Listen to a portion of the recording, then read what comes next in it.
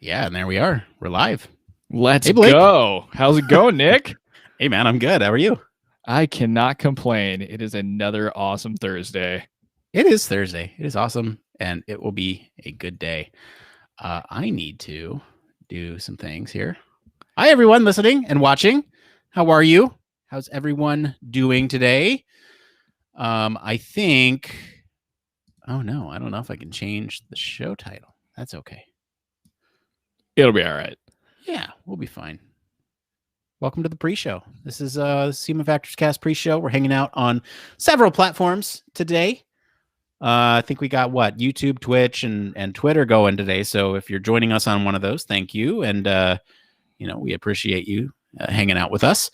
So yeah, the pre-show. This is you know what, Blake? I meant to bring this up. We just had like a 30-minute meeting before this, but I don't mind talking about this. How did office hours go?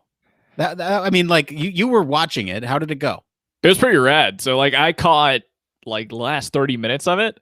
And It was interesting because you're like, obviously you do a podcast, right? So you can fill time and space, but it was fun to listen to you go through some of the stories and like have thought-provoking ideas about it and kind of like already thinking about what the show was going to be. Because I can't remember what it was. There was like some story you were either going to pick or you like thought it would be good because we would disagree about it. I don't know. It was just fun to watch you go through your own creative process because we kind of do that on the fly. And I think we take it for granted because we often are doing it in tandem and just trying to get it done so we can get on the air, if you will. Yeah. I had a ton of fun pulling that together. What the heck? Sorry, I'm looking at our show notes right now and they're a mess. Yeah, so for those of you watching, this is a pre-show. This is not the podcast yet, so we're just hanging out. We're gonna do the podcast here around 5 Pacific. So if you're just here for the podcast, you know when to tune in. But we're just hanging out here. It's just Blake and I hanging out. But office hour. So we tried this earlier on Twitch. I think you're gonna try this weekend, right? You're gonna try. I am. I'm gonna hang out on Saturday from like 8 to 9 or a little bit later. Saturday. Okay, I gotta change up the schedule. That's right. Sunday. My bad. Sunday. Yeah. All right. Sunday 8 to 9. Saying something different. That's funny. Yeah. You'll be on stream. I'll be in chat, hanging out with you. And what do you plan to do for that? So I don't know. Then maybe this is a good time just to run it by you. So what I was going to do is because I suck at logo design, but it's something that I really want to get better at because a couple of my students have like really helped me kind of push my skills. And there's a small like YouTube channel that I run called Black Coffee Metal Tunes. And so I want to actually make a logo for it, like go through the entire process end to end. So all the way from starting at the very beginning with nothing and like gathering inspiration, all that kind of stuff to drawing it out. So that'll probably go over a couple of office hour sessions for me, I would imagine. But that is one of my starting places. It's just some logo design. Yeah. That's a good one. You know, what I did for my office hours and what I plan to do kind of on a weekly basis, so that way it's more of a regular thing, is to just kind of, like Blake said, go through those news stories that we blast out to all of our people that join us on Slack. And we have links to those several places. You can find a link to our Slack pretty much everywhere, I think. But yeah, we have a Slack community, and what we do is we blast out these news stories and have everybody comment and discuss them when they're interesting, and if not, then that's fine too. But basically what I've been doing during these office hours is kind of going through our feed and my process for that selection criteria. So this week there was some interesting things about there were some interesting resources in there that didn't make great news stories, but I posted those in our Slack as well. And so it's mainly just an opportunity to kind of go through those and talk about why or why not they might be a good fit for the show. Nice. Yeah. So Blake, we have, what, I gotta change. I wish I could change this. Hang on. I'm going to see if I can change this. So you can still hear me. Okay. Right. Yeah. We're still on. Yeah. Did you want to change the title of YouTube? Is that what you're doing? Yeah, I'm changing the title of everything, man. Okay. There you go. So, I'm just going to change the title. I'm not going to change everything else. So here we go. So let's see. So just before the show, we actually just looked at our Patreon. Our patrons choose the news. We're actually talking about helping firefighters with better data today. So this will be a fun one. What should we call this? Helping firefighters with data, or something like giving firefighters more data. Helping. That's funny. That actually came up in a conversation I had earlier today. Yeah. Here. So we'll go ahead and call it that. I'm going to go ahead and save this, and we're going to edit these other ones here. So now hopefully this will be a live change on all these platforms here, because we have a lot of platforms that we're streaming to. And again, if you're streaming with us on one of these platforms, welcome, and we're happy to have you. Okay, so let's see here. So yeah, helping firefighters with better data. This is a TechCrunch story about Cornea. Cornea is the name of the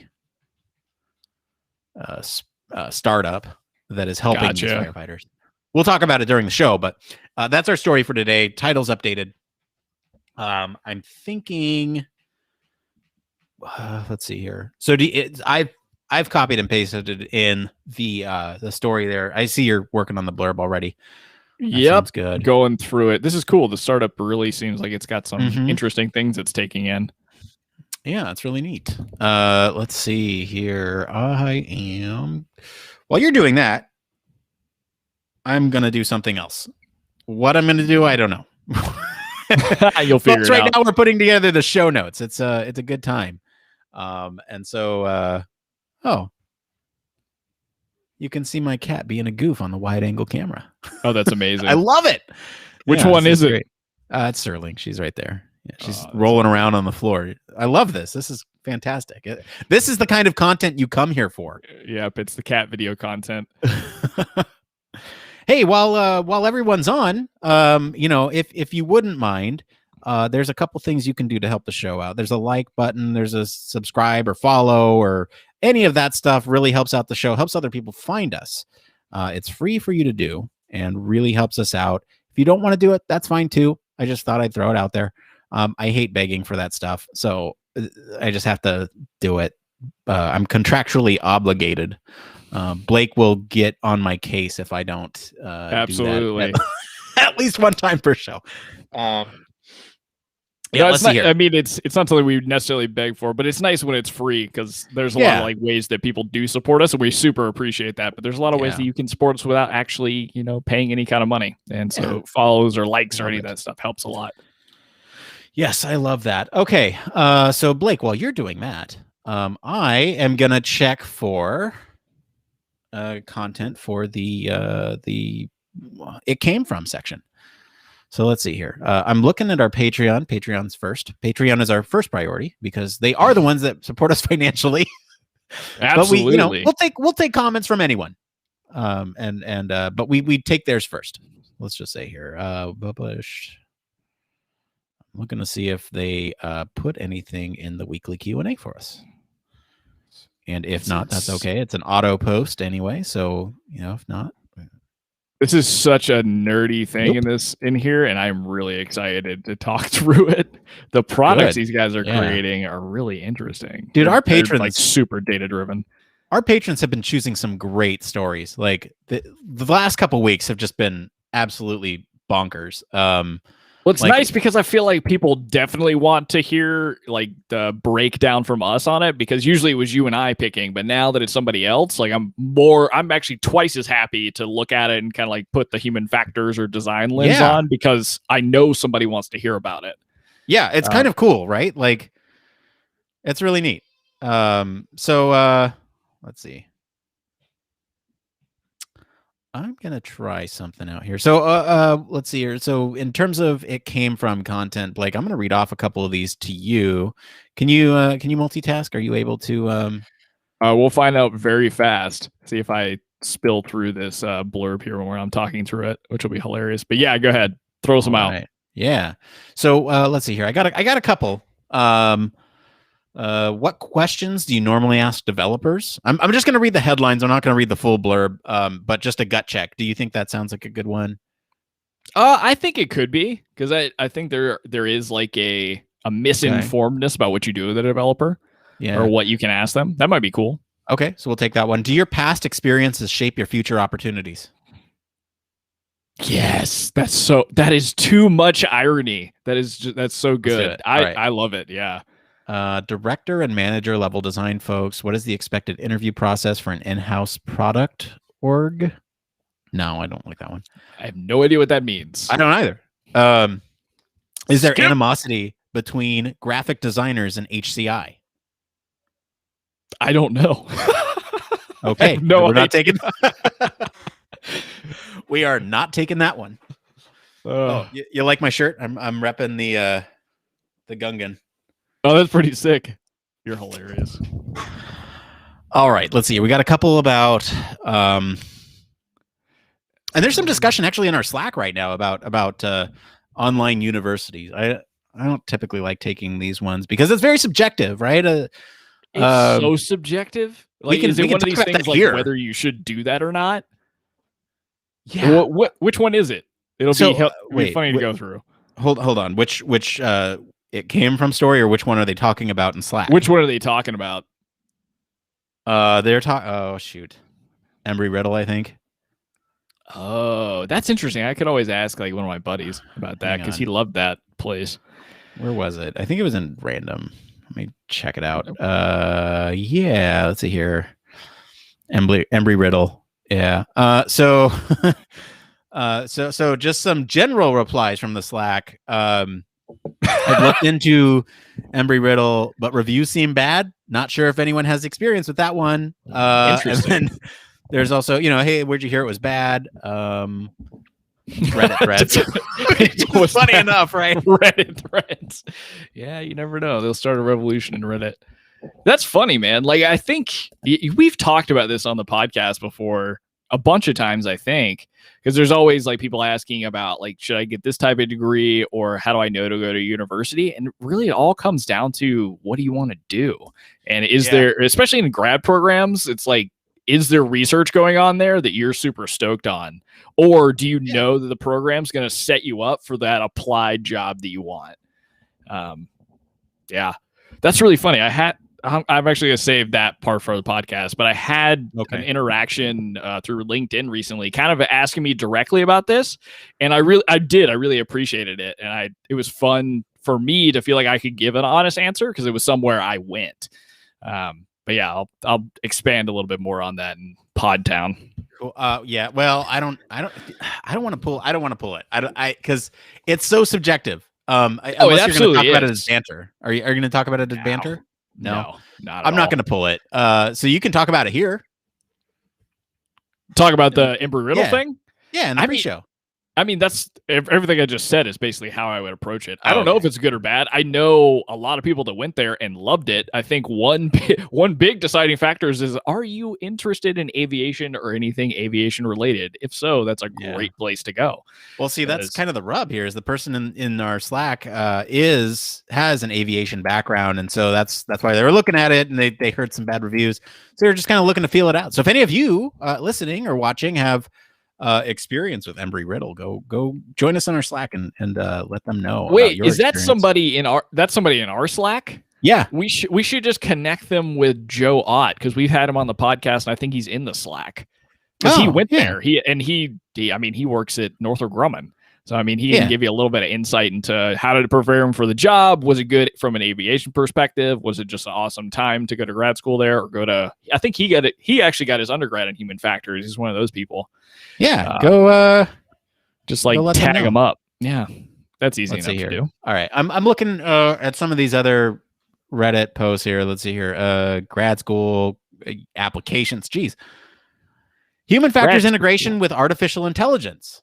Does this sound interesting to you? This is from the human factors subreddit, so it could be. I mean, don't we always need to pull those? Because I feel like nobody or those don't get as much love as like posted human factors.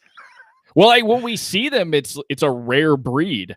So I mean, why not? Let's pull it. I'll pull it. And fun. If we don't have anything to talk about, then we don't have anything to talk about. It's fine. I mean, I'm not an expert in AI at all, but still, me neither. It's fun. I mean, like we could. It's in the pre-show. We could pull a couple things to link it in together. So like, Articles the or question? examples of how I'm a psychology student and I'm very new to human factors. How can human factors help in artificial intelligence?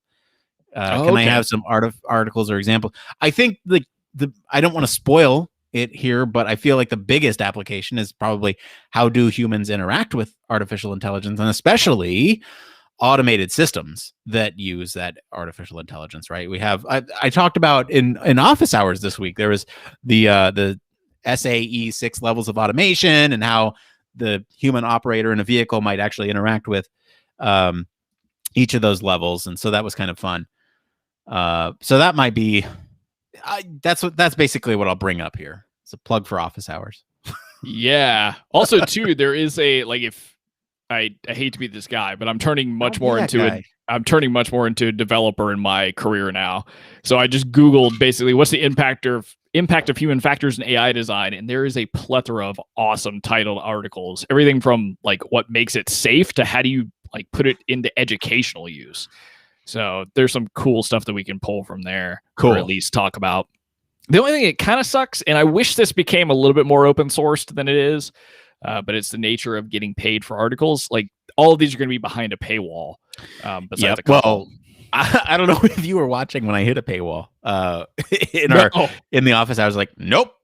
Well, because I like information to be available, right? And if there is a paywall, I try to look for the original source on that thing. So it's like, no, man, don't.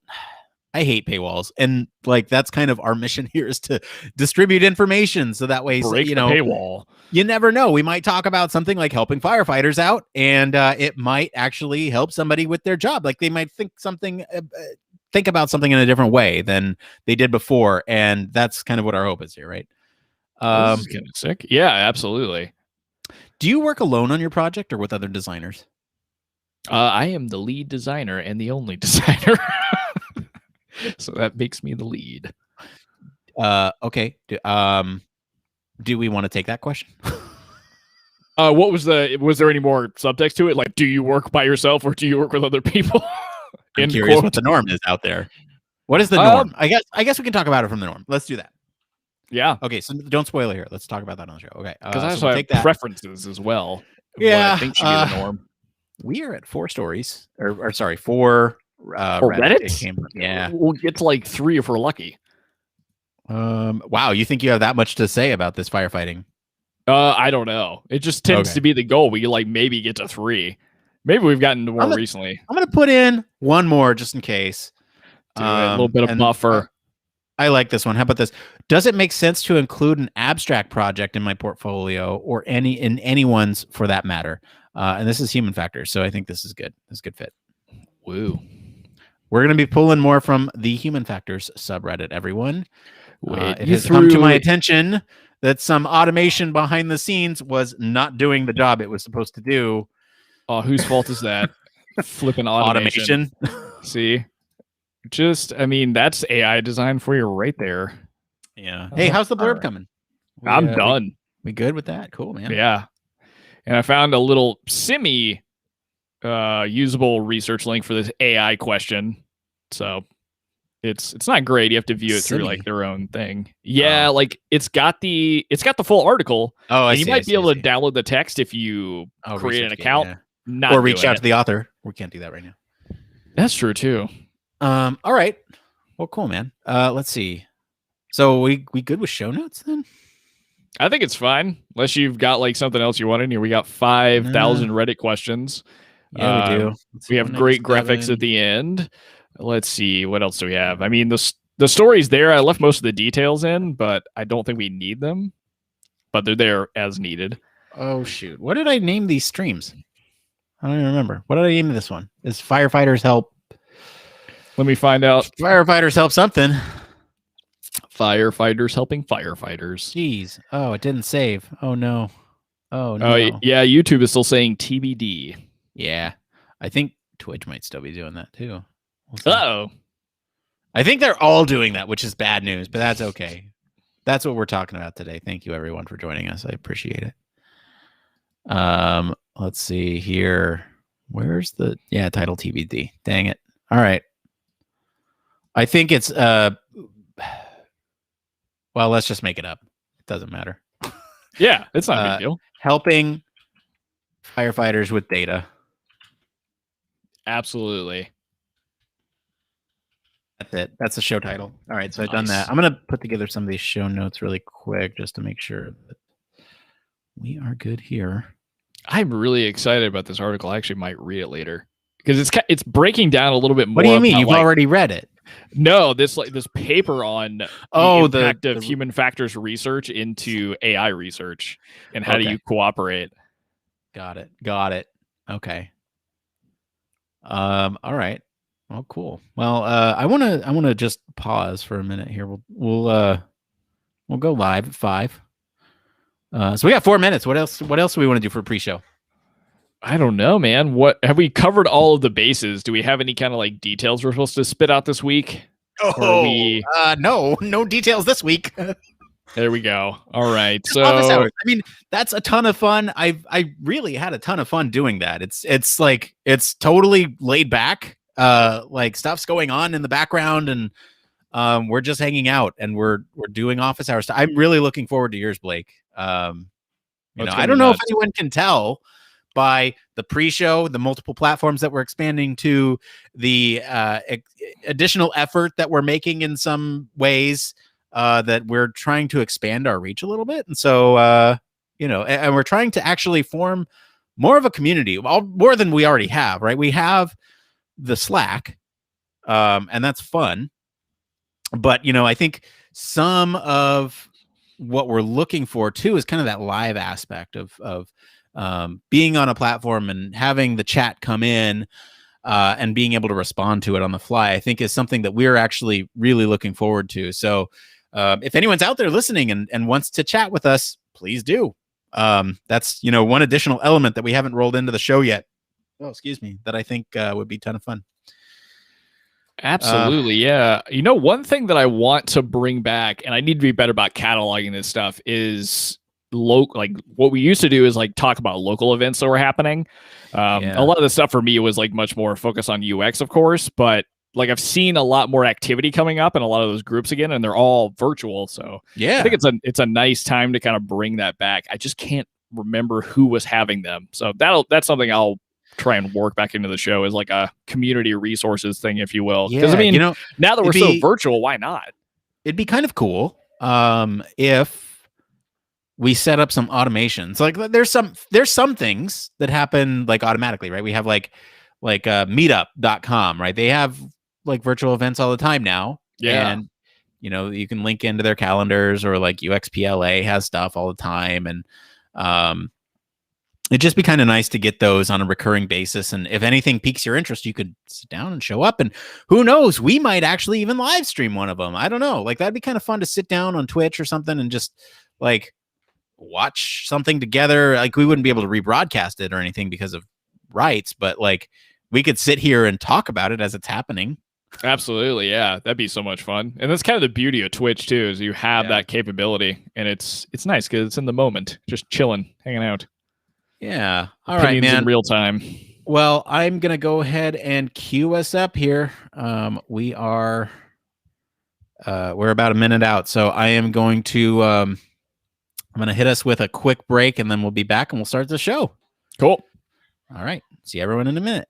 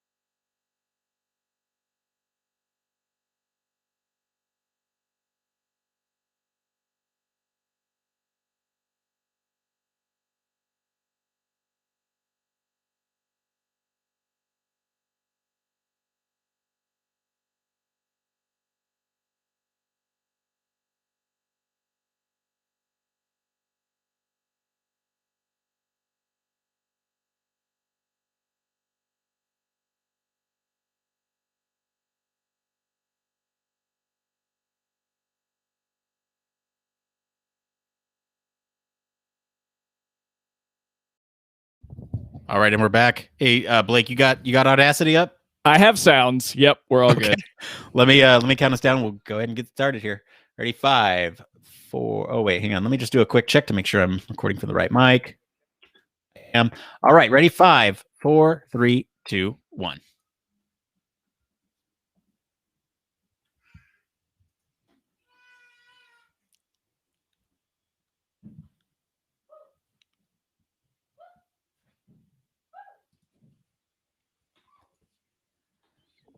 All right. Hey, everyone. It's episode 197. Today is March 11th, 2021. This is Human Factors Cast. I am your host, Nick Roome. I'm joined today by Mr. Blake Arnsdorff. Howdy, howdy. How's everybody doing across the World Wide Web? Across this World Wide Web, Blake, I'm good. We got a story that Blake is like bursting at the seams to talk about today. We're going to be talking about fighting wildfires using better data through this company called Cornea. And just for everyone's awareness, we have a programming note here. We've been pretty cryptic on social media lately. There is some cryptic tweets about 4/1. It's April 1st. It's not a big joke or anything. There's something coming, and if you do some math, you'll understand. This is episode 197. April 1st is in 3 weeks. Just kind of put 2 and 2 together. Anyway, we're really excited about all that. More info to come. We are starting to stream across more platforms. So if you're listening to this and want to watch us or hang out with us, we actually have, several platforms in which you can do that and chat with us. And we're trying to implement that kind of live element to the show. So if there's any chats that come out here, we can bring those into the show. Would love to hear from you. So with that, Blake, I got to know what's going on in your world, because it's been a couple weeks. We had Frank on the show last week, and what's going on with you, man? That's right, man. I totally forgot that I had missed last week, so this is good to be back then.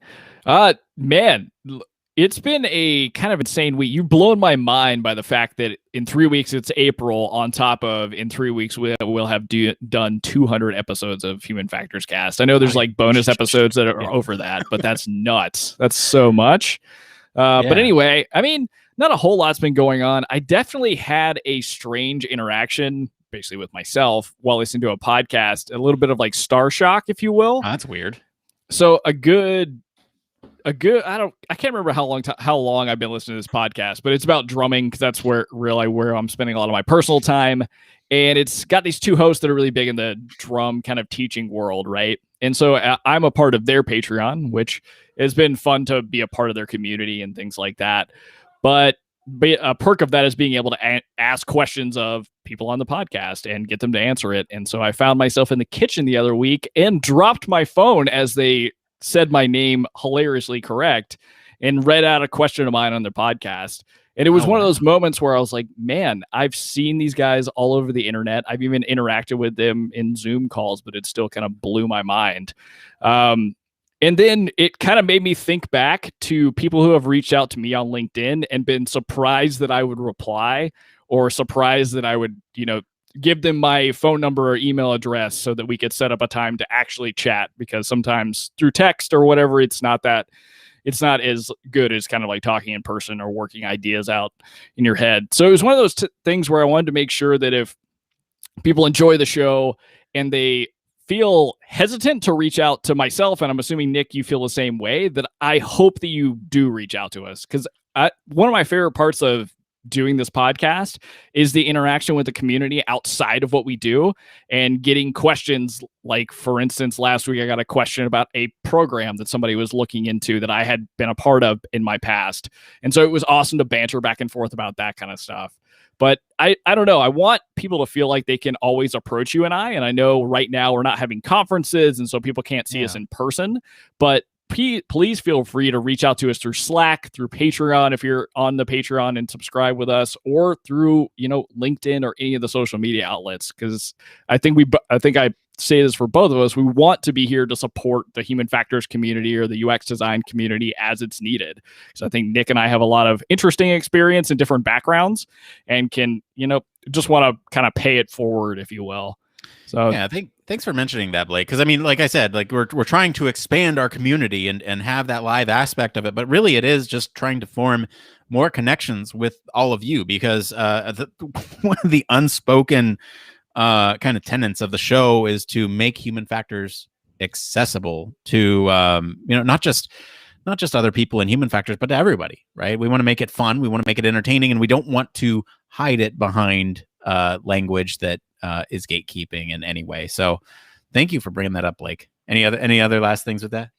No, that's kind of it. It's just I want to make sure that we continue to kind of grow, because obviously we're trying to push the envelope in a bunch of different directions, that we kind of still are staying true to what we started with, right? Which is just get human factors knowledge out there and like form a small community of people that we can interact with and help kind of answer questions, grow their career, whatever it may be. Yeah, for sure. Well, man, I got to say, I have in addition to the community, there's some secrets I've been keeping from our community, and it hurts because I'm really excited to talk about all of it. We talked about it just before the show. It's good news. It's good news. It's a happy surprise. So hopefully, you all will join us for that surprise. Like I said, there's some cryptic tweets or some cryptic posts out there about, what is it, April 1st. So, that might be a day to tune into the podcast. We don't know. For sure. But anyway, it's there. Could be a good one. I got to talk about something else, man. So Restream. This is the thing that we're actually using to broadcast, simulcast across several different websites. And, I wanted to give you kind of a heads up about this before we went on, but this program is kind of incredible. So if any of you are thinking about streaming, or if you are thinking about finding a way to reach several different audiences at one time, Restream is a fantastic tool. And so we're actually on the free tier right now. And the only real bad thing about it is that it has, a watermark, but whatever, we're using their software and that's fair. They also, worse, right? In the description, I think they say it's powered by Restream or whatever too. And that's fine. The ease of use that you get, I want to talk about the human factors of this thing, because this is amazing. So, you can select several different sources. I think on the free version, you can have up to 6 people on it, right? So right now we have you and me, and we have my shared desktop, although it's not live right now, so people can see you and I. And you can select a couple different, ways of displaying, right? So now we're close up, and then you can have, potentially another split here if let's say I wanted to be the main focus, or Blake wanted to be the main focus. Yeah. So, there's different ways of displaying this information, and it's actually really quite cool and super easy to use. You can also change some of the captions at the bottom, and it looks really professional, right? We have stream starting soon here. I know this is kind of boring to listen to if you're on the audio version, but my point here with all this is that there's a lot of ways to manipulate this information very easily, and to reach a lot of people very easily, because you're across multiple audiences. So this is a really cool tool, man. I was kind of blown away with the ease of use, because pulling back the curtain here behind the scenes, you, Blake, had actually set up an OBS, which remind me what that stands for. But OBS it's just open broadcast software. There I think it I is. had done it through Streamlabs, so it was even more complex, I guess. Yeah, so we had set up a Streamlabs thing behind the scenes, and what happened last week was that Blake had something come up. He couldn't attend the show, so I had Frank sub in for him, and special shout out to Frank. Thank you. That was a great episode. And what happened then was, oh no, I don't have all the OBS materials, and so I need to rapidly figure out how I can do this, because we did want to slowly, kind of permeate into other media. So last week was, I think, the first week that we were on Twitch. This is the first week that we're on Twitter. And it allows you to do that. We're trying each scale, we're trying to scale up weekly. And it's kind of interesting. So it'll allow you to change all the titles and everything all at once. You can do all that without having to go into each. It's a ton of fun to use. And I'm actually really happy with it. It actually brings in all the chat. And consolidates them from all this stuff. It allows you to actually show things on the, if anyone were to chat, that we could actually show their comment on the stream. It's so cool. It has a lot of tools. We'll put a link to it below, or it will put a link for us, I think. Yeah, it'll let you know. it'll let you know we're using it. But I just wanted to like give them a shout out. It's a super easy to use stream, and they have like a couple fantastic built-in tools, like being able to specify what theme you want. And for the folks that are actually watching right now, they're being treated to this stuff actually changing live in the moment. So like there's some really cool tools that they have, but like they come stock with like, and this sounds like an advertisement for them, kind of, but they're not paying us. I'm loving it though, because this is so much simpler than the stuff that was going on in like Streamlabs, like setting up scenes and stuff. Like this is way faster. It's pretty cool. It's pretty flexible, and highly recommend for anyone who wants to get into that streaming game. Like we're here, we're just kind of figuring this out for the first time. We've been for anyone who's joining us on other platforms, we've been an audio podcast for almost 200 episodes, and we tried a video thing around episode 100, and we couldn't quite keep up with that, just because of the nature of how we were doing that. And so, again, we're expanding. And I think this is a fantastic tool. Makes it very easy to use, very accessible to a lot of folks. So again, if you're joining us on one of these video platforms, thank you. This is really kind of making the show, or making this aspect of it, of using this software worth it for us. So yeah, with that, I don't know. Do you have anything to say about Streamlabs before we move on here? Man, I don't know. I don't know if I'll ever go back to using Streamlabs, because I've used it for some of my other projects that I'm currently doing, and I might switch to Restream and see if it just like provides a much easier thing. Because I'm all about like making this easy when you're like doing video editing and like reposting stuff. And it looks like Streamlabs or Restream has really nailed some of it. Yeah, man, it's super cool. All right, well, why don't we go ahead and get into this next part of the show? Yes, this is the part of the show all about human factors news. This is where we talk about everything related to the field of human factors. This could be anything. This could be medical, transportation, security, robotics, AI, you name it. As long as it relates to the field of human factors, it is fair game for Blake and myself to sit here and talk about on the show. Blake, what do we have up first this week? All right, so up first this week, we're talking about the application of human factors in firefighting. So it looks like wildfires in the American West have particularly been acute in the past years in states like California, mostly due to hotter conditions driven by climate change, decaying grid infrastructure that can lead to sparks and tinderboxes of trees and foliage ripe for conflagration. So after years of bruising firefighters, some startups have been exploring how to improve the firefighter response. Cornea is one of those startups. And so Cornea's idea is to meld geographical, weather, and historical fire data into a machine learning model that can augment frontline firefighters with better guidance on where to push forward and when to retreat in the midst of a blaze. The startup has two main products that it's pushing forward, and that they're looking to launch later in this year. So the first product really is focused around delivering better situational awareness around a subject known as suppression difficulty index. So for instance, a particular location could have wind or water conditions that might accelerate a fire and endanger responders if they're not actually careful. And the other product is much more focused on what's called potential control lines. So these are locations where a fire break or other action could potentially push the fire backwards. So this is kind of insane, Nick. I mean, we've seen so much in the past couple of years of the application of just data. And now we're seeing it kind of being applied to a big problem here in California and in the American West, but to kind of a domain that we don't see a whole lot of support for, and this is firefighting. Yeah. So let's start with the human factors application, because I feel like that's what we're here for. I want to talk about what it means to be a firefighter and kind of some of the challenges that they face, right? So for firefighters, they're looking typically at less than 2 years experience, for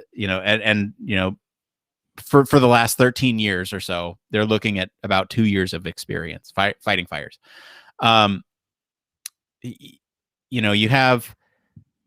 You're wearing, as a firefighter, you're wearing so many hats, trying to multitask, trying to do all these tasks.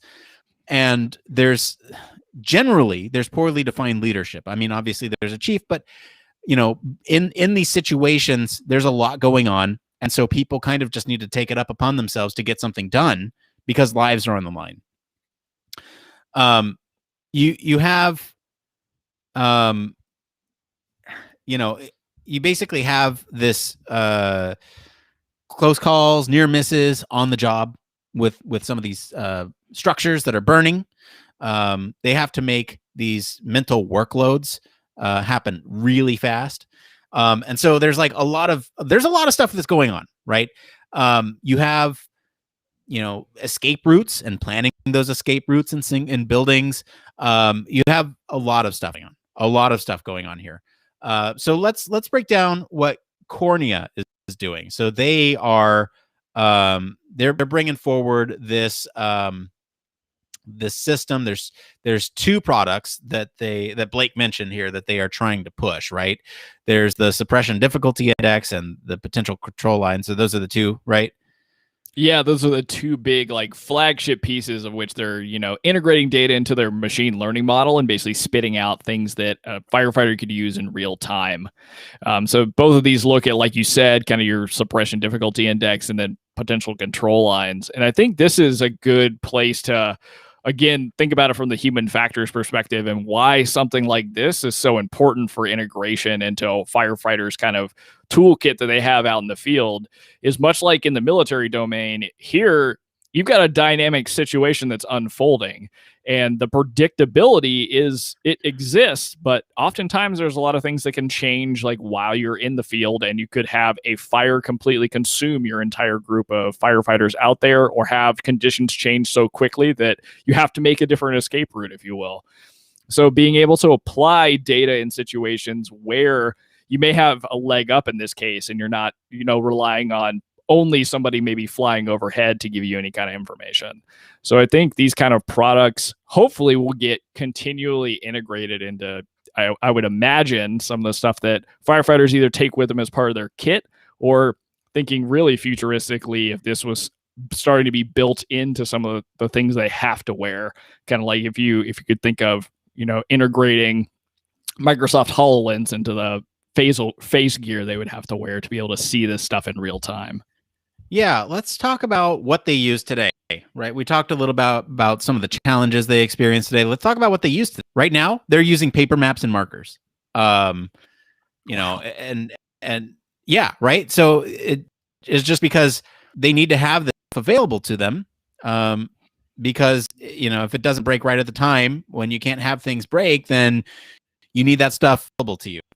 So basically, the way this is going to help Cornea, their products is going to help them in the field is, kind of have a larger impact on some of these fire operation centers where some of these strategic decisions get made. Right, a lot of these, if you think about firefighting, it's probably a lot like command and control. You have the decision centers, the operation centers, where they're making these big decisions, where they're sending in planes that are doing drops.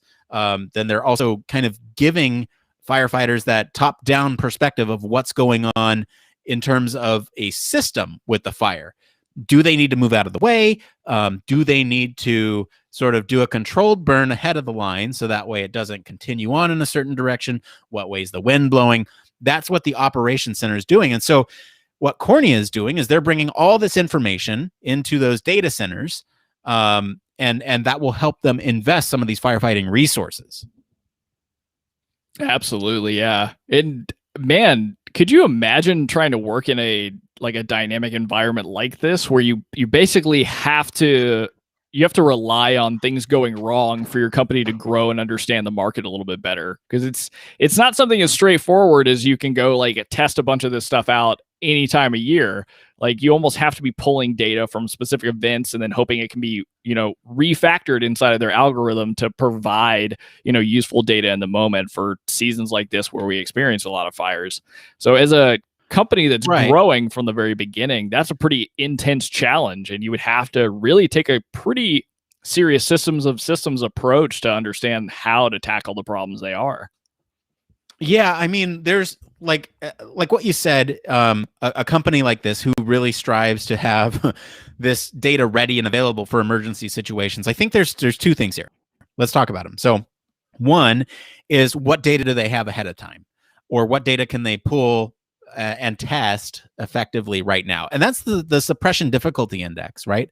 So we're talking about you can, all you need really for that is an input of where a fire is, and it pulls data from things like water conditions, or like wind, or humidity, that type of thing, and it will tell you basically how likely, or basically where it kind of maps where the fire could go, or dangerous zones when fighting a fire, within a specific geographic location, right? So if you're in a hill, if you're right up next to a hill, and there's like a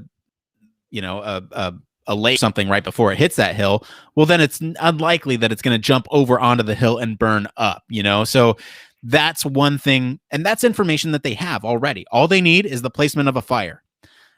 So that type of information already included in the. Then you also have the potential control lines. And this is where, I think this is much more reactive to a situation depending on the live updates of a fire. And they could do simulations to try to account for this. But I think, that they have some of this.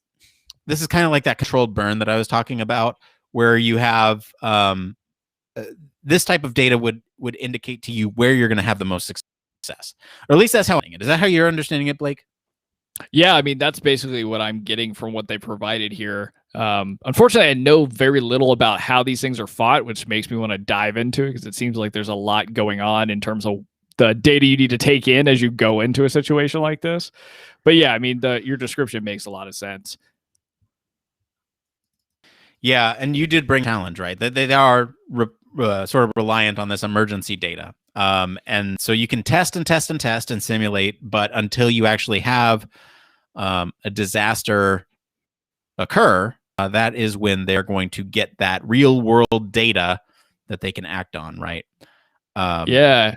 One interesting point that's brought up throughout this article too is thinking about your end user. So if we rewind a few minutes ago, I was talking about like, oh, how cool would it be if you stuck the stuff inside of a HoloLens and you integrated that into their actual suits and stuff like that. But I think one thing to consider that me getting, far outside the box did not take into account is who's the actual end user and how are they used to operating, and is an overburden of technology going to help or hinder them in this kind of case, where it seems like a lot of the end users they've talked to, they would rather just, okay, great, this is awesome that you can crunch all of this data and make it useful for us, but I just want something that's going to be very simple for me to interact with. And in this case, it seems like at least some of the managing partners from Cornea are saying that actually ends up being a PDF for most firefighters. That's all they really want, is just something they can take in, remember, and then use in the moment.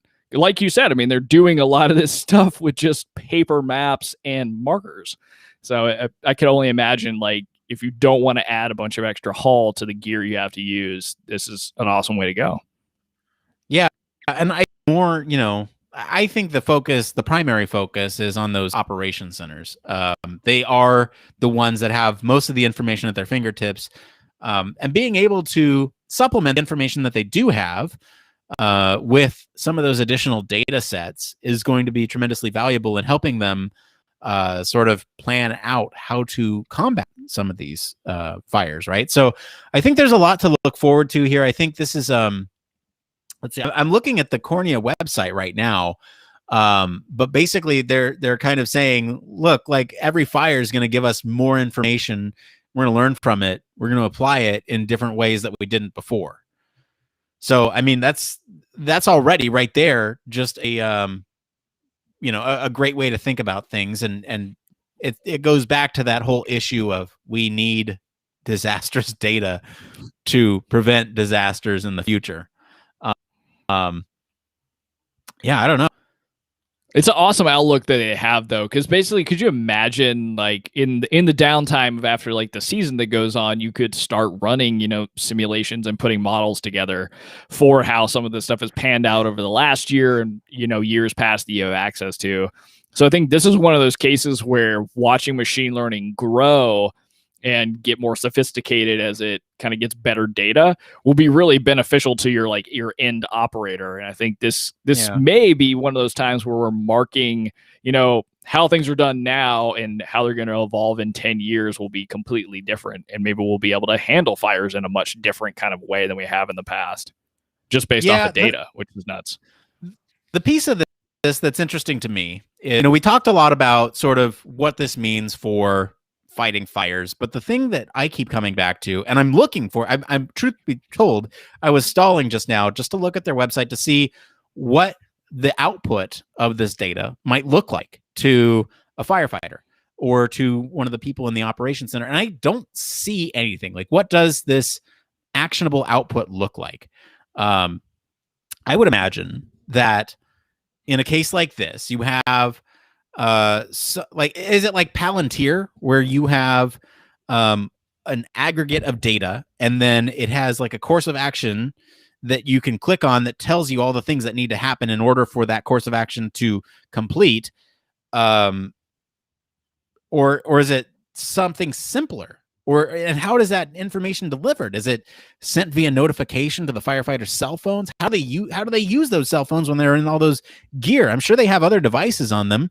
How do those notifications get sent to the individual units on the field? And how does it get sent to the data centers? And or the operation centers? How are the operation centers using or interacting with those data to form courses of action, or are the courses of action already provided to them based on the environmental effects? So I have a lot of questions, Blake. Do you have any answers for me? Well, I think the only thing that they're doing right now, like I made that comment about the PDF earlier, that's really what they're getting now. I mean, they're just providing a distilled version of what this kind of software can do in a basically almost like if you could think of it as a briefing before you go into a hard situation. I'm assuming they still like have contact with like either comms or whatever, but it seems like it's at a very early stage where, as you've kind of now brought up, there's more peripheral technology that's going to have to be added to make this like more of a real time feel. I think this is at this point for this startup and in its funding, it's just really they're focused on the algorithmic output and making sure it's usable. But in terms of what it's going to end up at the end of the day, or like what, in 5 or 6 years or in 5 or 6 months, even in startup world, will end up being Cornea's end product, I think that's just still in definition stage. So what I'm saying here is that Cornea is going to need human factors engineers, UX design people to figure out this solution, because a lot of that is ultimately going to impact how effective this type of data is, right? You can have all the data in the world, but how it's delivered to the operator and how it's delivered to the people on the ground, that's going to determine. My lights just went off. That's going to determine kind of how effective that software is. Any other last comments on this one, Blake? No, this was a really great one. I'm glad that the Patreons kind of picked this one out for us. It was fun to see an application in a space that we don't often talk about, and for it to just basically be machine learning and the impact of data was kind of insane. Yeah, I agree. All right, well, we're going to take a quick break, and we'll be back to break. We'll be back right after this. How about that? All right, we'll be right back.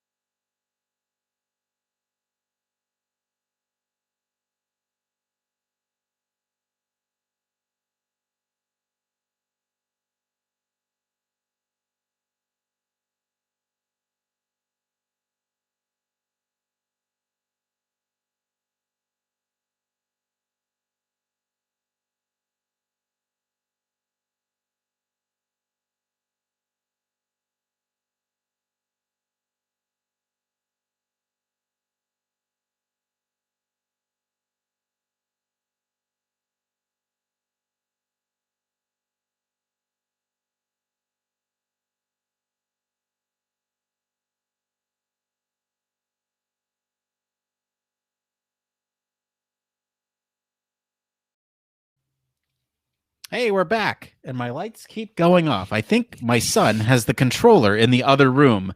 So That's awesome. no, it's not. It's annoying. Oh, it's hilarious. I love it. Yeah. So Patreon. That's a thing that we do. We have a Patreon. You can help support us over there if you have the financial means to do so. In kind of return for supporting us financially, we have a couple things for you. We do have another podcast that we do called Human Factors Minute. Man, I look like a vampire right now. You do. I'm terrified.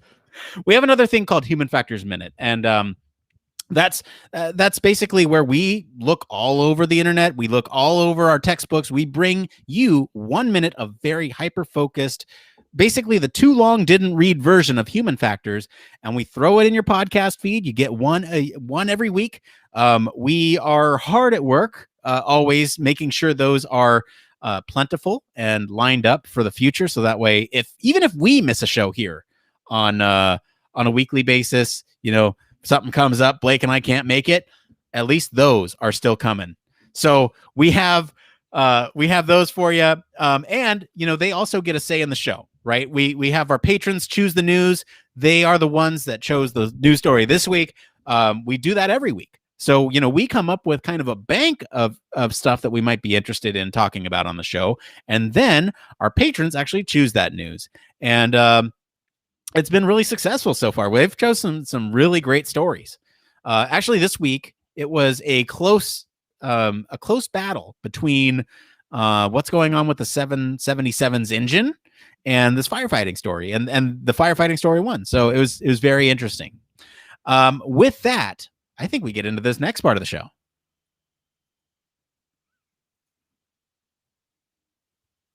That's right. It came from Reddit. This is the part of the show where we search all over the internet to bring you topics the community is talking about. Anything is fair game, as long as it encourages Blake and I to sit here and have a discussion about human factors with you all. Really quick, I just want to say a huge thank you to our patrons really quick. I didn't do this, but we have honorary Human Factors Cast staff. Michelle Tripp, thank you so much for supporting the show. Patrons like you keep the show running. So we want to thank you all for your continued support. And again, I'm very distracted by what's going on in my apartment at this time. The lights are going on and off. So perfect, though, when you did the It Came From Reddit thing. It's it's something. You're missing something on the live show if you're not watching it. So, let's just say this. Okay, so as patrons, you also get to the front of the line for some of this, some of the It Came From stuff. So if you want a question on the show, our patrons get front of the line. But we have questions from Reddit this week. So Blake, we have a couple here. I think we got like 5 up in here, and we got time to kill. So why don't we go ahead and get into it? I'm gonna just read this first one here. What questions do you normally ask developers? This is from Would You Like to Touch from the user experience subreddit. Like snapping over there. What's the dialogue like when you're collaborating with developers after a kickoff? How much pushback or compromise in there? Blake. That's interesting. So that's almost like a couple of different styles of questions. So for like, what do you ask developers, especially if you're a junior? I think it is good to be super inquisitive with your development team, and also ask how they've interacted with other human factors people or design people, just whatever your role is. Ask how they've best interacted with them in the past and how you can, be the most helpful to them. Something as a designer that I like to ask is if they are using some kind of modern framework, what is it, so that I know what constraints that I should be designing within. And that is a super helpful way to kind of get started.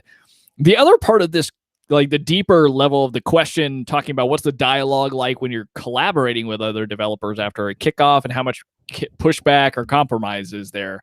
Often I find that you can avoid some of the harsh pushback by understanding the development environment up front. So if this is the beginning of a project, you have a really opportune time to understand what you're working in, what you should be designing towards, and kind of what freedoms you have.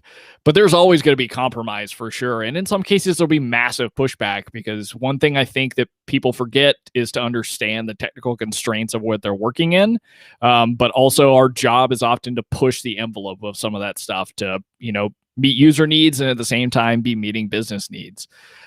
But like any relationship, just open communication is your best bet. because you may have developers, some that are like don't like talking to designers and you have to push a little bit more. Others, they'll be stoked if you want to figure out how to work better with them. So always the best bet. But Nick, what's your kind of experience here? What do you ask developers? Yeah, that's interesting. So I think my relationship with developers is always very much understanding those constraints, like you mentioned, right? Understand the constraints of what they're coding in, or what the program is built in, or basically understanding what's possible, right? That's the biggest thing for me, is so that way when I do get user feedback, I can look at this situation. I can go, okay, well, they need X, Y, and Z, but I know the ideal situation couldn't happen because of limitations with technology or the framework that they're using. And so I'm going to work with the developer to try to get as close as we could. What's, like it's that whole picking your battles.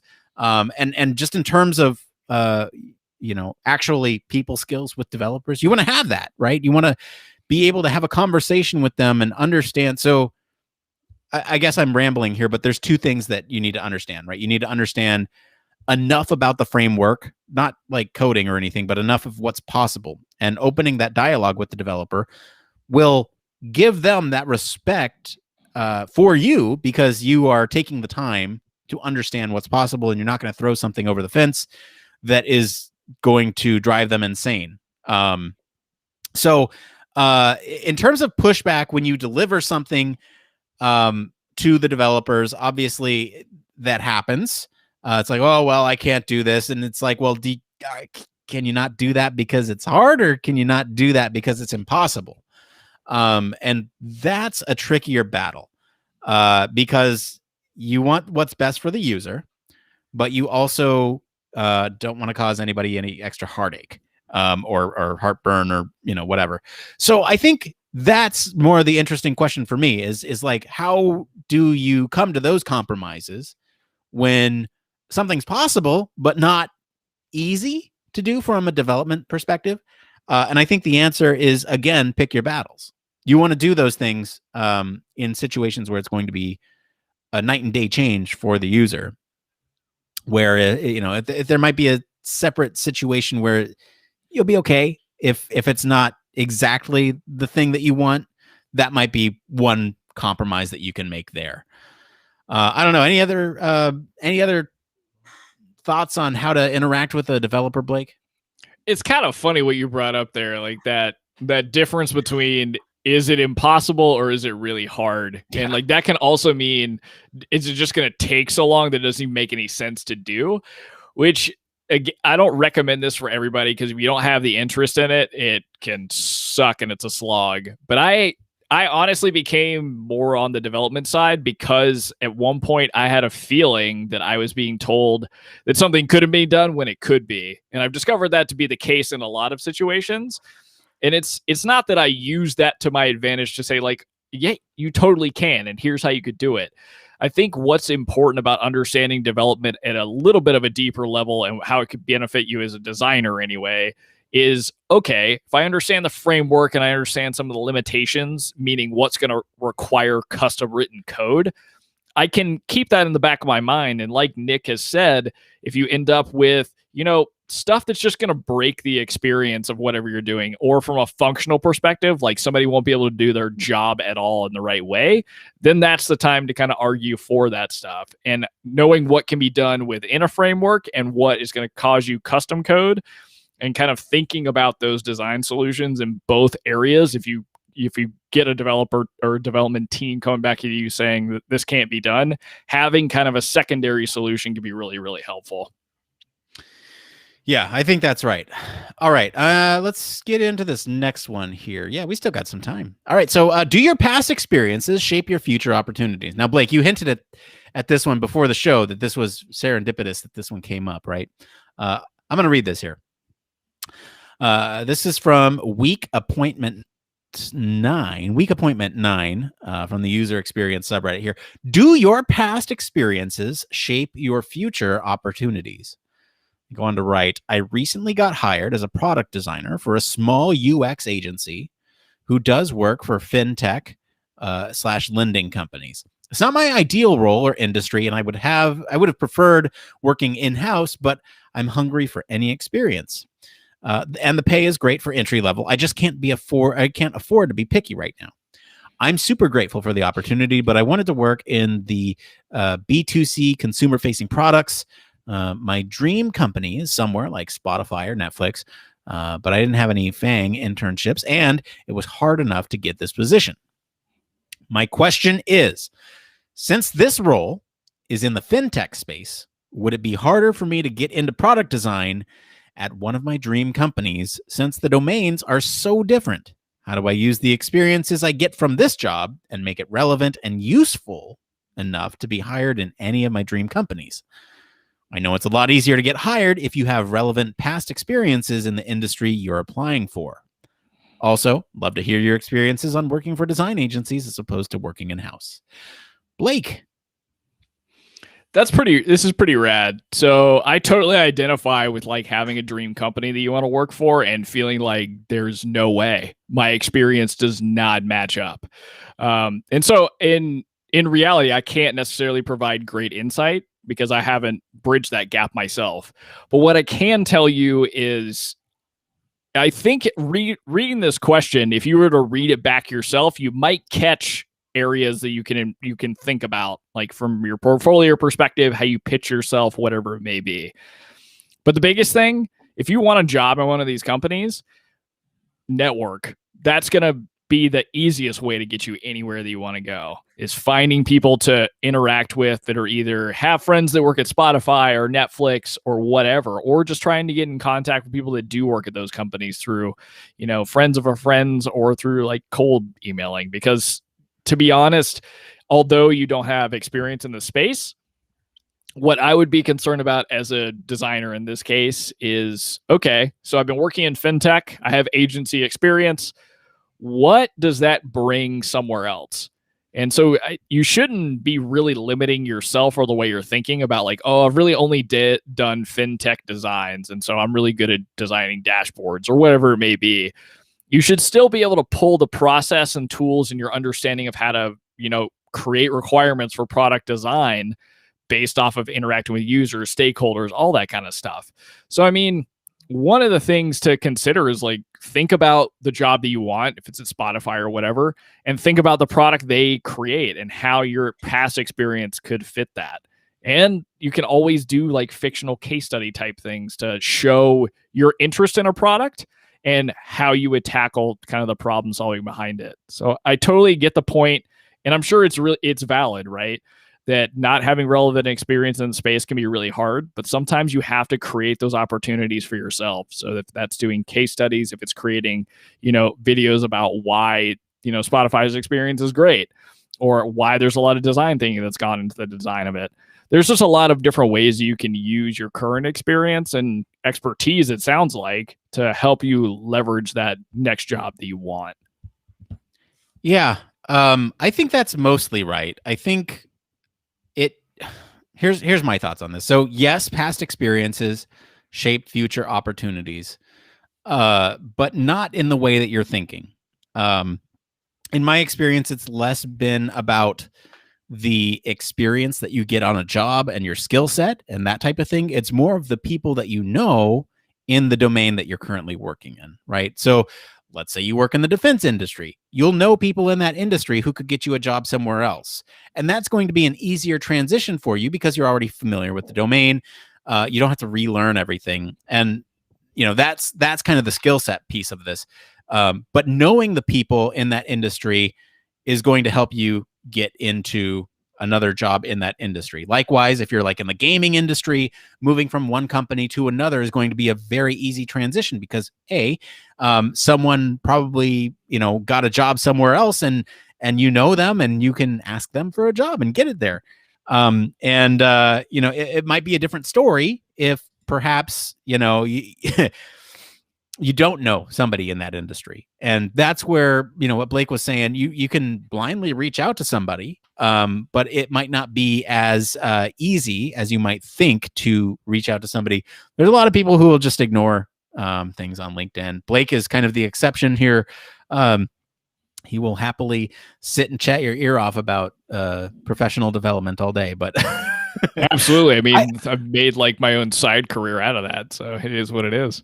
So I mean, like that's kind of my perspective there, right? Like, yes, it will, but only because of the people that you know, and the industry that you're in is likely to contain those same people. And that's the benefit of going to conferences like HFES or any of the UX conferences. Is you go and you make those connections, and you say, "Hey, I've always wanted to work for Spotify. That'd be awesome."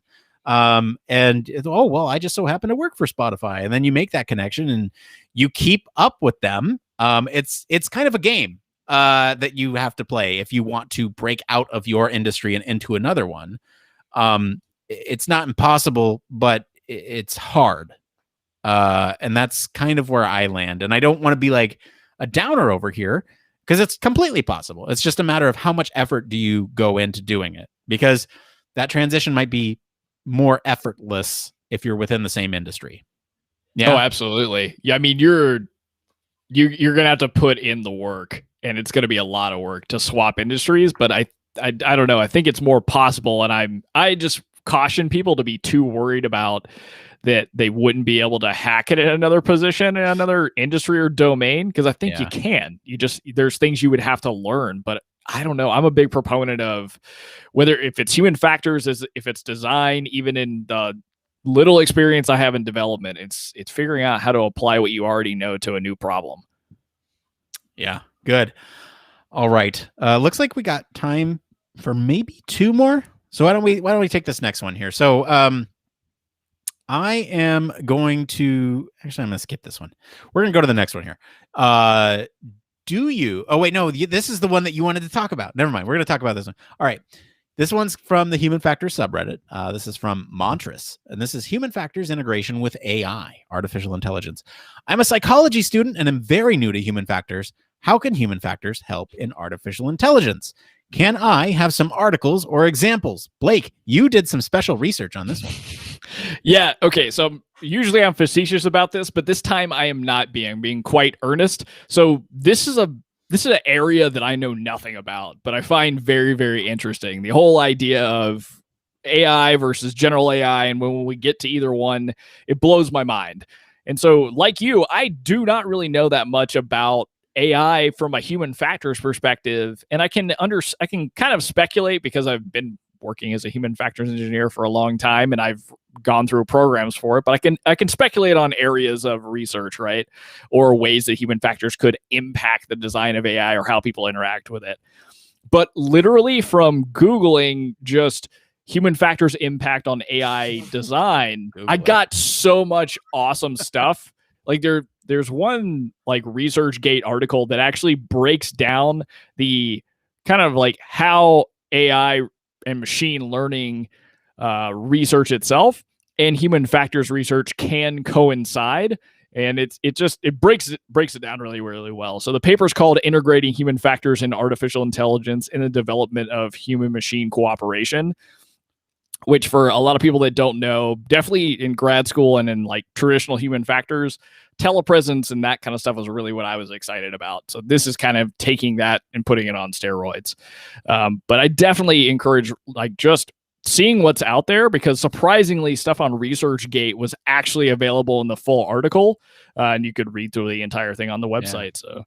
So Google it up, see what you find. And if you find something interesting and you happen to hear this, please share it with the Human Factors Cast Slack, because I would love to learn more about AI and its applications.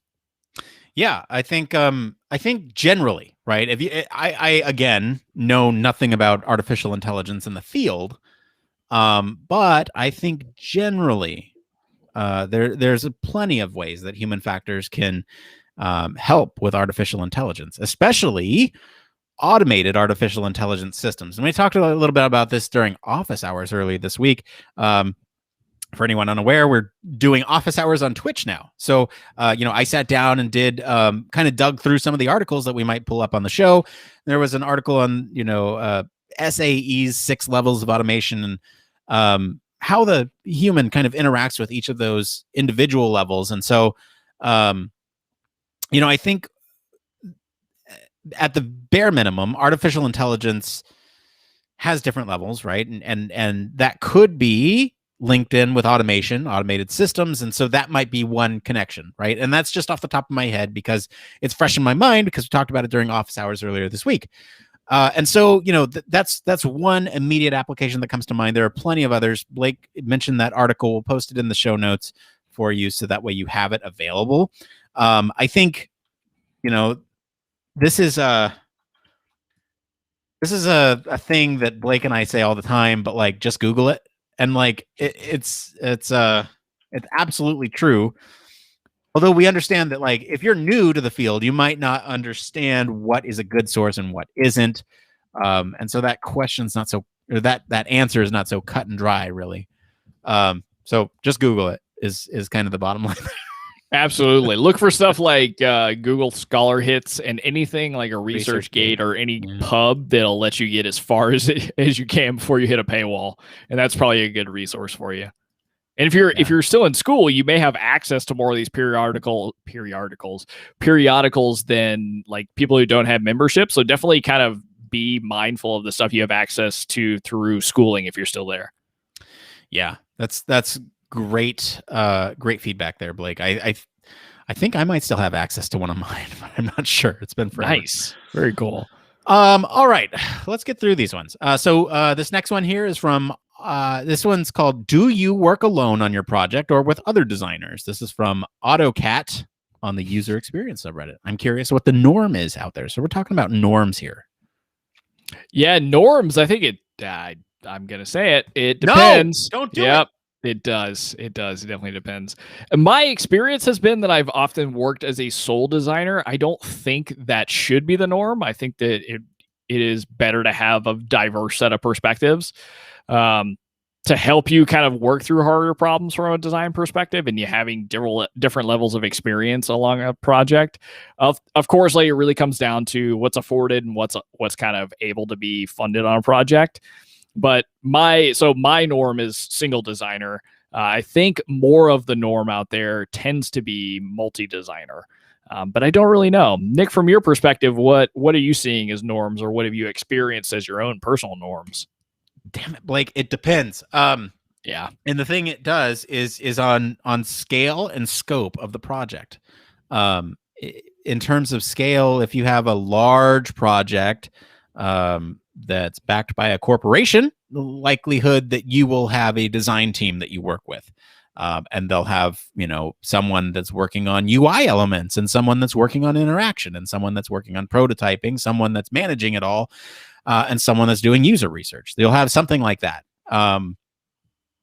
Then you have sort of, the smaller teams, let's say, maybe a small website or something where you might have one designer that you're interacting with.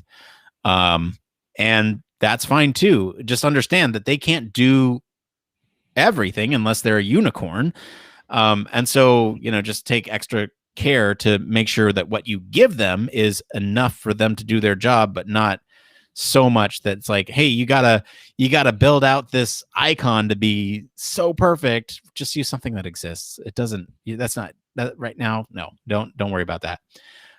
So that's kind of the norm, is that the larger the project, the bigger the team. The smaller the project, the smaller the team, and maybe one designer.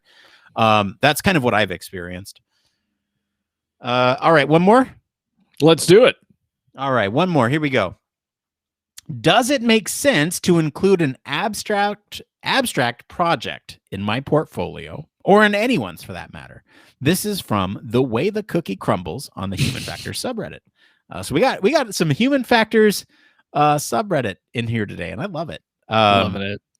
Reason why we haven't been covering Human Factors covered in our pre-show. Go check that out. Yeah, there you go. So they go on to write, for background, I am going to design, research, and human factors jobs eventually. Starting a master's program soon. I took an extension industrial design course on color and material. I ended up doing an abstract exercise, but recorded my process and got good feedback during the critique sessions. I think it really exemplifies how I think and approach the world. My other few pieces were actual case studies describing freelance work, hiring managers especially. Would you include it with the other pieces as a, quote, personality piece? but that is still related to industrial design. So just thinking about, I guess, the conceptual, the abstract projects in general, Blake, what do you think? In the portfolio or out of the portfolio? Oh man, this gets tough. If you already got solid stuff, I wouldn't put it in. That's just my take. Because what I'm assuming and hoping is if you do have stuff already in your portfolio, it should be exemplifying how you think and approach the world anyhow. And if it doesn't, go figure out how to make it do that. Abstract things are great, and if you think that it over and above another piece on there really speaks to your skill set or like what you want to do, totally. But I think you want, from like the hiring side of things, they only have so much time to review your portfolio, so whatever you've got on there needs to be your best stuff, and it needs to be what you want them to look at, because you may only have one shot at one project. You may only get a glance at what you have in totality. So it comes down to really what you think your best work is. If it's the abstract work, sweet, throw it on there. If it's not, leave it out. Yes, I agree with that. I think it goes a long way to show variety and flexibility with projects. And it does come down to what level of work you put into it, right? Like Blake said, if this is one of your most proudest pieces that you can talk to and explain at length, and really just get into your process, then include it. But if there's other stuff that has real world applications that you can talk to just as much and you're just as excited about, I would put those in over this.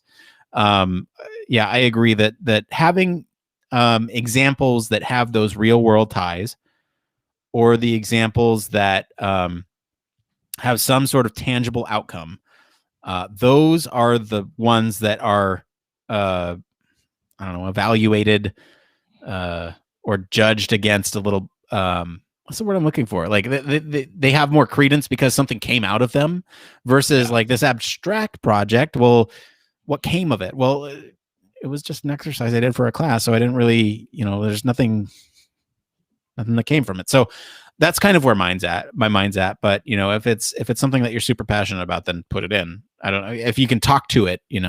Yeah.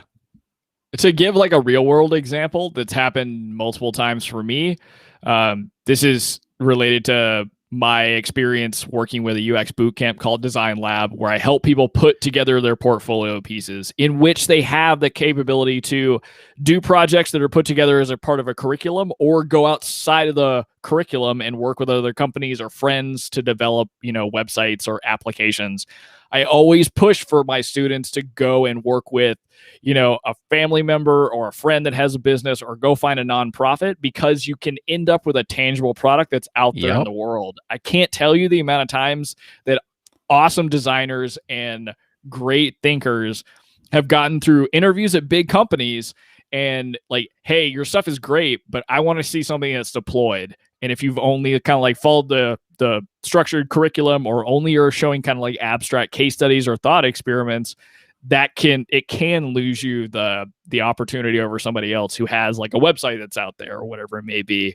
So again, it's considering how you can speak to these things. Like if you could tell me an awesome, compelling story about why this abstract prop or abstract thing that you did is meaningful, that could change the game entirely. But I think from like a playing the numbers standpoint, most hiring managers are going to ask to see if there's something that's out there in the world and the impact that you had. Yeah, I agree.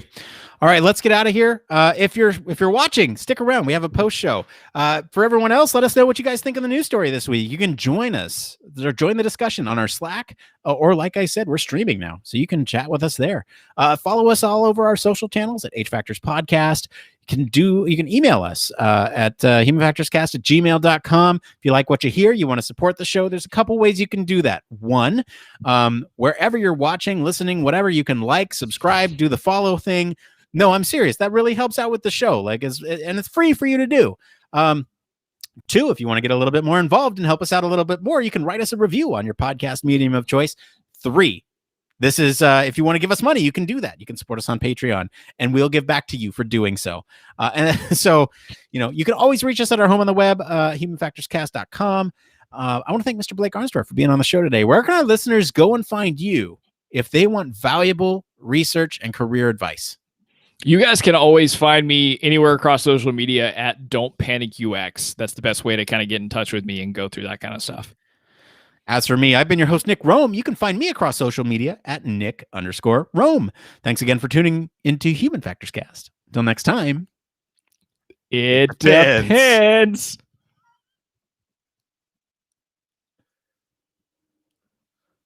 All right. Are you good? Did you stop recording? Can I stop now? Okay, cool. Yeah. There we go. I'm going to export that sucker. Yeah, 197. We've done 197 shows. 197. A lot of them. That's so many. That was okay. That was okay. Everyone who's watching now will kind of get behind the scenes here. That was okay. It was a little struggle to try to talk about that firefighting that story. We thought we'd have more to talk about than we did, and that's sometimes the case with some of these questions. So we pad for time at the end there with some of those. Absolutely came from questions. But yeah, I think it was okay. Not great, but okay. Exactly. Yeah, I would have told you if it was bad. Yeah, I don't know. It was what it was. All right. Let's see here. All right, I'm going to let that sucker export and give my computer a little bit of bandwidth. Yeah, bandwidth. Woo! So we're now in the throes of the post show. And so absolutely. Are you thumbnailing up over there? Yeah, I'm gonna.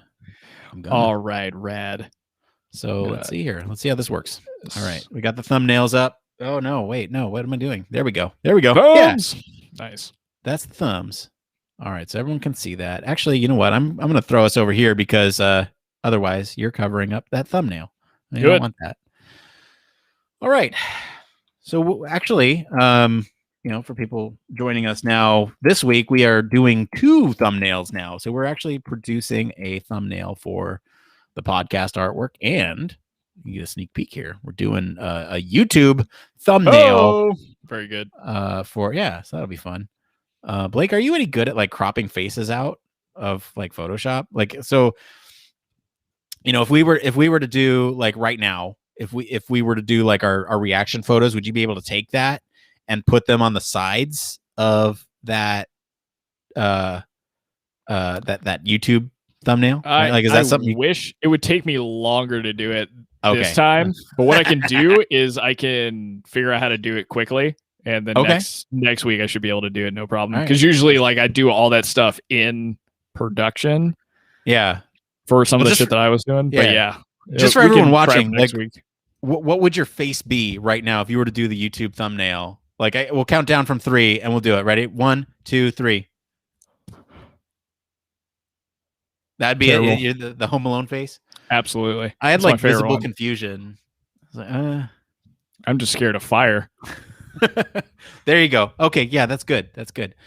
All right, let's bring this back up. Let's get started here. So this one here, this is episode 197. Boom. 197 still blows my mind. Thank everyone for joining us. We got a couple people watching. Thank you so much for watching us. It's weird because you think about like streaming in general, and you see low numbers, and it's like discouraging, but then you realize that somebody is giving up their time to watch you do the thing that you're doing. Absolutely. And it's kind of cool, man. Like, thank you for watching. We see the consolidated numbers, so it's it's still worth it for us to do. But well, I mean, it's funny. So like Restream alone has added a bunch of people, which is amazing, just by being on multiple platforms at once. Yeah. So that's kind of cool. I like it. Fun time. What do we call this one? I keep forgetting what we called this episode, Blake. What did we do? You call it like giving data to firefighters, or giving firefighters data? Shoot, dude. I need to find it. Let's see. Where we go. Helping firefighters with data or something. I got it. It's right here. It's Nice. helping Did it ever firefighters. update while we were on, or like did it just like leave it as TBD the whole time? It didn't update, so it just kept it as TBD. I think I need to change it right before we go on. Yeah, gotcha. That's fine. We can change it after the fact. We can just edit it, but it's more convenient if people know what we're talking about in the moment. So yeah, it could be worse, right? No big deal. We'll figure it out next week, guys. We're still working on this restream thing. Let's see here. Helping firefighters.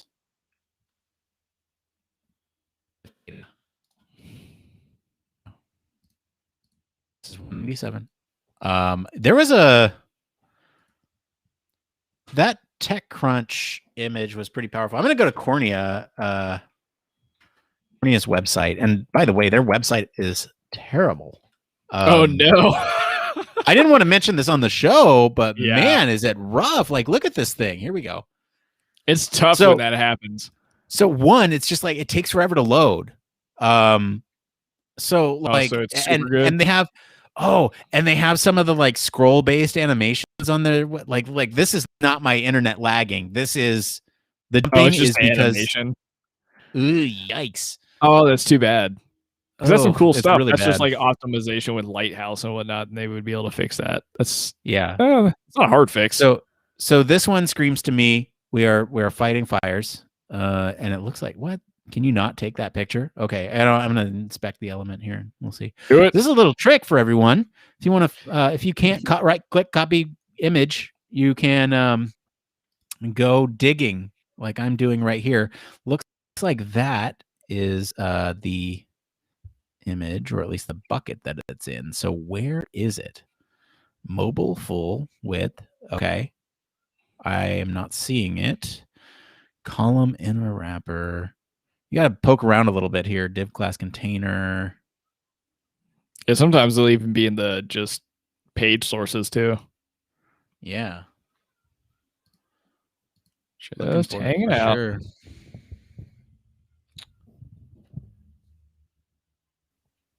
You know what I could do, since this is so low quality in the Google or in the podcast feed, is I'm just going to take a screenshot of it.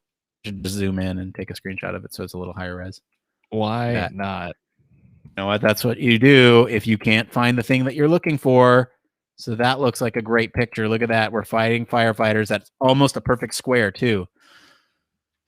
What are we going to do with this? Well, if you've watched the post show, you know, but if you haven't, check this out. So we're going to take this, we're going to grab that, we're going to throw it over here in the artwork, and boom, there we go. Look at that. It's almost the resolution that we needed, so it'll be a little bit blown out, but that's okay. I don't care. Rad. Put that can't there. be any better than that. Yeah, boom. Send it back. Call it done. Order, send it back. What else do we want to do? That's a firefighting thing. Let's see what else we got here. I was about to say, do they have any kind of other? Do they have a logo or any? Because you couldn't find any actual like UI stuff, right? Oh, hello. Yeah, see, this is me scrolling. Oh yeah, you know what? This is data. This is data, right? That's it. Yeah, that's kind of sick. What do you think? Like this is a pretty good picture right here, right? Where you have the units and the fire, and yeah, that's pretty good. Okay, we'll do that. So we'll take. Wow, it does fuse a lot of stuff together. That's sweet. Yeah, honestly, it kind of reminds me of Palantir. Like, are you familiar with Palantir? No. They're that's okay. They're a data aggregator, and they like. I watched a demo of their tech a couple weeks ago, and it's like really impressive with what they can do, and really freaking scary, terrifying. So yeah. So okay, there we go. We got the back. Okay, there we go. Helping firefighters with data. I think. That's it, right? That's the image. Okay, cool. Let's move over to YouTube here. What are we doing for the YouTube? We need a bigger picture. Maybe, you know what? This is still a pretty great image. So if we took that's a really sick image because it's got a lot of color going on as well. Yeah, let's take this full thing here. And now YouTube, I feel like thumbnail. It can't be that bad. Let's see what happens. Let's see here. I don't know, man. Like, where do we want to put the? Like, I just am. We want to firefight.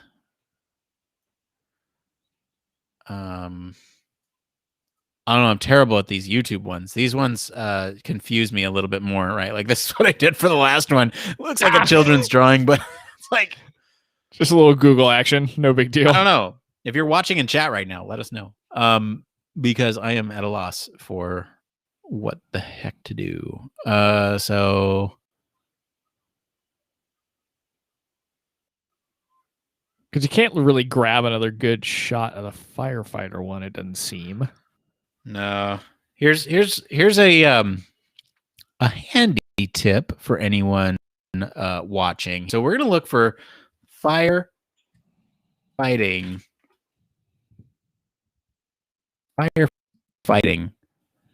images, and here we go. This is a little tip for everyone if you're watching this. So we're gonna go to tools in Google, and we're gonna look for usage rights. We're gonna go Creative Commons. This means this is open to the pub. Yep, we can use this stuff. So I like this image. This is pretty cool. Oh, it's licensable. So I think you got to look out for this licensable one. I think if you fair amount of them. Yeah. Creative Commons licenses.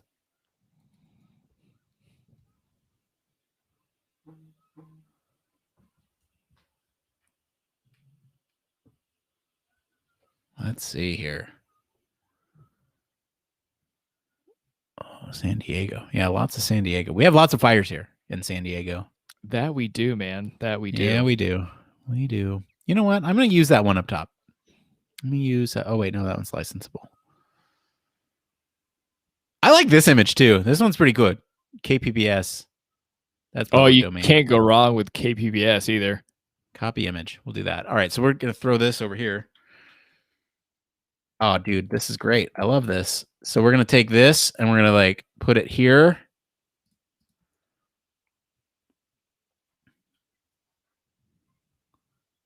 I'm terrible at making... I'm going to get better at this, guys. I promise. The skill will just continue to get easier.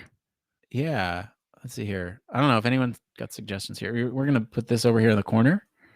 This dude's thinking. He's like, how do I do this? Oh, we got the data. We got the data. Oh, man, look at that. Well, it's easy now because we have the data.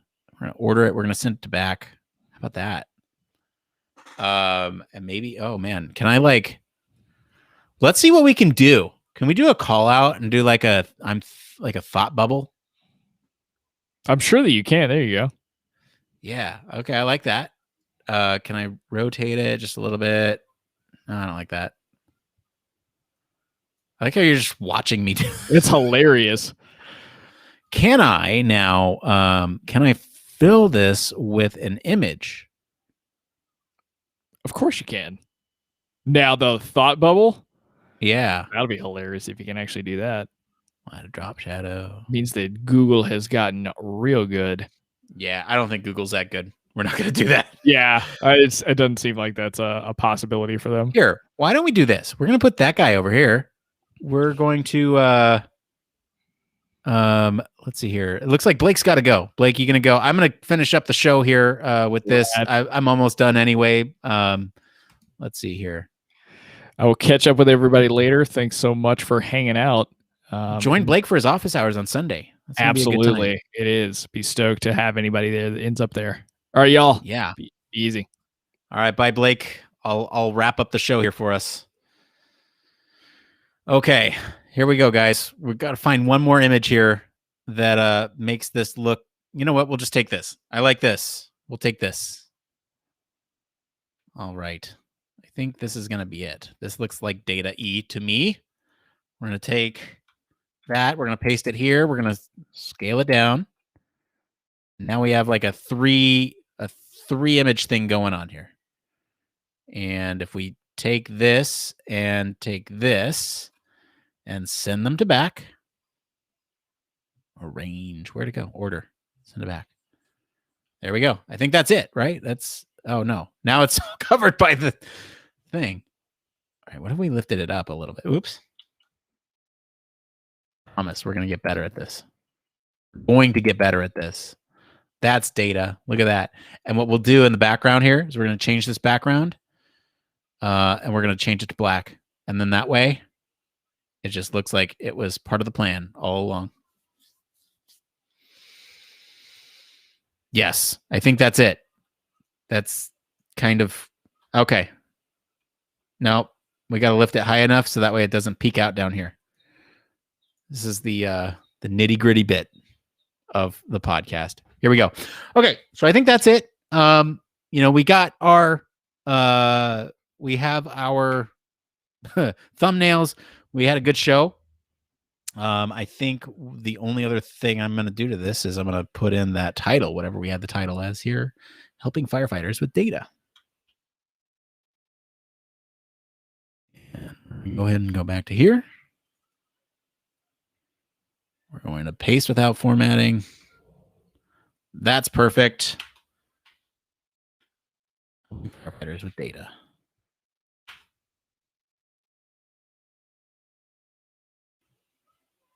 Yeah. You know what I might do now that I'm looking at this?